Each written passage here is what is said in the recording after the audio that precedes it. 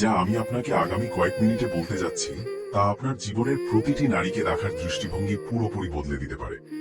আপনার এক্স, সেই মেয়েটি যাকে আপনি এখনো পছন্দ করেন, যে আপনাকে বিভ্রান্ত করেছে, যে আপনাকে ছেড়ে চলে গেছে, অথবা যে বলেছিল সে আপনাকে ভালোবাসে কিন্তু তারপর এমন আচরণ করেছে যেন আপনার কোনো মূল্যই নেই।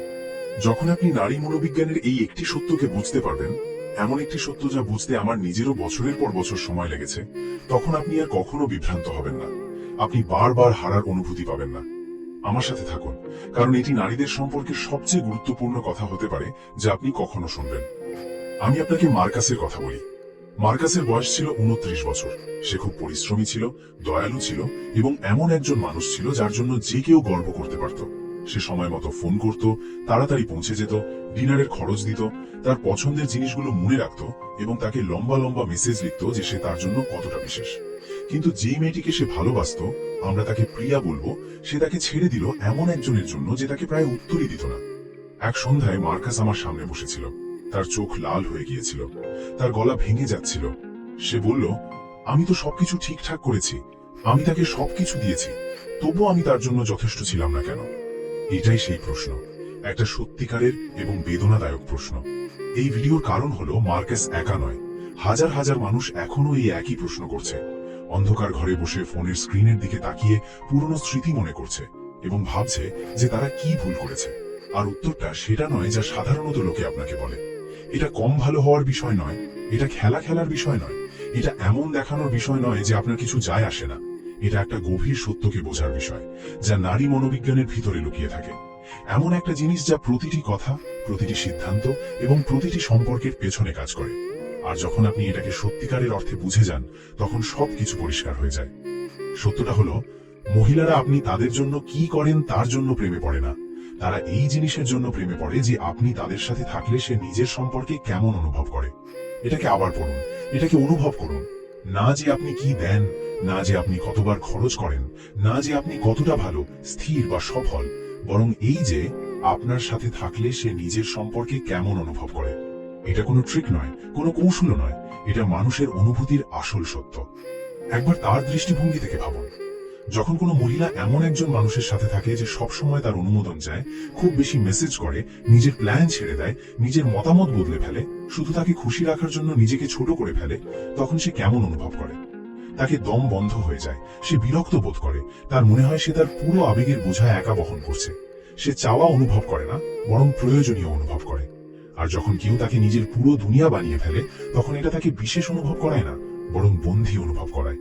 কিন্তু যখন সে এমন একজন মানুষের সাথে থাকে যার নিজের একটা রাস্তা আছে, নিজের লক্ষ্য আছে, যে নিজের কদর করে এবং প্রয়োজনে দূরেও চলে যেতে পারে, তখন সে সম্পূর্ণ আলাদা অনুভব করে। সে জীবন্ত অনুভব করে, সে নির্বাচিত অনুভব করে, তার মনে হয় সে কিছু অর্জন করেছে। আর এই অনুভূতিটাই আসল সংযোগ। এখন আমি আপনাকে একটা প্যাটার্নের কথা বলি যেটা আমি বারবার দেখেছি। ভালো, সৎ এবং মন থেকে দিতে থাকা মানুষরা একটা ফাঁদে পড়ে যায় যাকে আমি প্রুভিং ট্র্যাপ বলি। এটা এইভাবে কাজ করে, সে কাউকে পছন্দ করে এবং তাকে প্রমাণ করতে শুরু করে যে সে কতটা ভালো।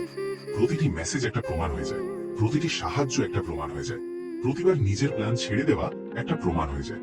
ধীরে ধীরে অজান্তেই সে সামনের মানুষের মনে এই ধারণা তৈরি করে দেয় যে সে যতই কিছু হোক না কেন, সে সব সময় সেখানে থাকবে। আর যখন এমনটা হয়, তখন আকর্ষণ কমতে শুরু করে, কারণ যেখানে কোনো চ্যালেঞ্জ থাকে না, সেখানে উত্তেজনাও থাকে না। আর আপনি যতই ভালো ব্যবহার করুন না কেন, সেই অনুভূতি আর ফিরে আসে না। আমি এমন একজনকে দেখেছি যার 5 বছরের সম্পর্ক শেষ হয়ে গিয়েছিল। তাকে বলা হয়েছিল, আমি তোমার সাথে জড়িয়ে আছি, কিন্তু সেরকম অনুভব করি না। সে একেবারে ভেঙে পড়েছিল। যখন আমরা কথা বললাম, তখন স্পষ্ট হয়ে গেল যে সে ধীরে ধীরে নিজের পরিচয় ছেড়ে দিয়েছিল, নিজের লক্ষ্য ছেড়ে দিয়েছিল, নিজের বন্ধুদের বদলে ফেলেছিল, নিজের সিদ্ধান্ত বদলে ফেলেছিল, শুধু এই ভয়ে যে সে তাকে হারিয়ে ফেলবে। আর শেষ পর্যন্ত সে তাকে হারিয়েই ফেলল। এখন প্রশ্ন হলো, আসলে কি কাজ করে?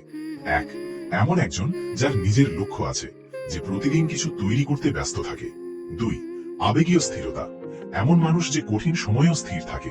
3, আত্মসম্মান, এমন মানুষ যে নিজের কদর করে এবং সবকিছুর জন্য হ্যাঁ বলে না।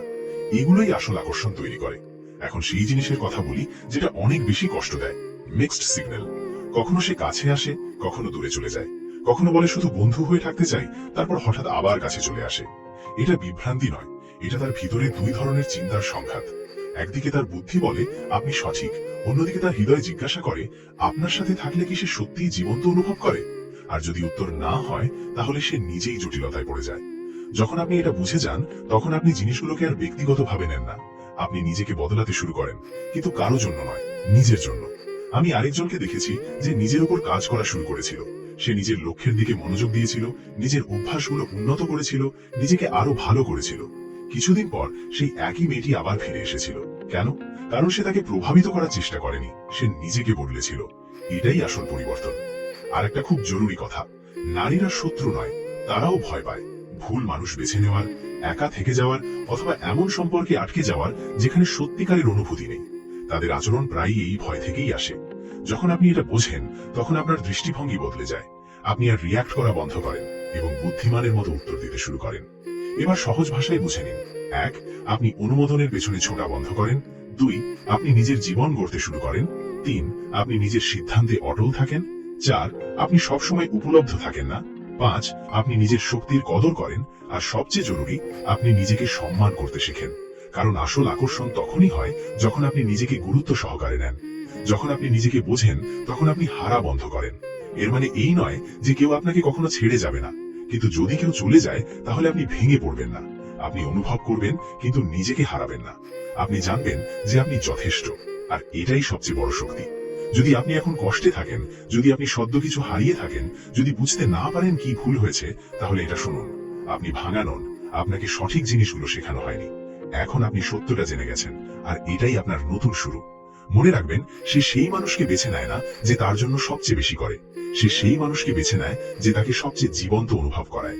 নিজের জন্য সেই মানুষটি হয়ে উঠুন, তাহলে আপনি আর হারার অনুভব পাবেন না।